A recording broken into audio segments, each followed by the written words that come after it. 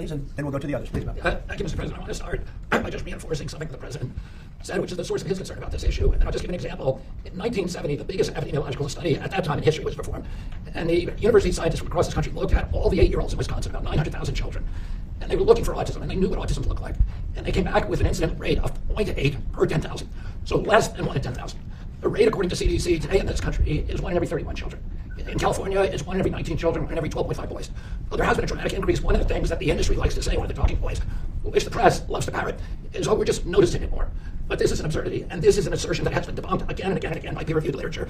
But it's also debunked by common sense, because we were just noticing it more. We would notice it in older groups, but we're not. We're only noticing it in kids who were born around 1989 or after. The older generations, you're not seeing those increases. So something happened in the mid-90s that changed our children, and it has to be an environmental exposure. Because genes don't cause epidemics. They can provide a vulnerability, but you need an environmental toxin.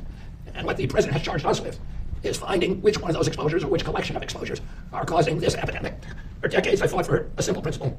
When it comes to the health of our children, government has an obligation to follow the evidence wherever it leads. Tell the American people the truth and give parents the information they need to make informed decisions for their families. Mr. President, you gave us a mandate to do just that. You directed HHS to examine America's childhood vaccine recommendations against the best available science and the practices of other developed nations. We did that work, and on January 5th, HHS and CDC overhauled the childhood immunization schedule, reducing the number of diseases universally recommended for vaccines from 17 to 11, and establishing distinct categories of recommendations based upon the scientific evidence. Our assessment found that the United States recommended more childhood vaccines than any other peer nation. President Trump mentioned the number that's 72 jabs before 18, but it actually could be up to 94 jabs. And nobody else has anything like that. And then many other countries, or most other countries, achieve high vaccination rates through education, informed consent, and public trust rather than mandates.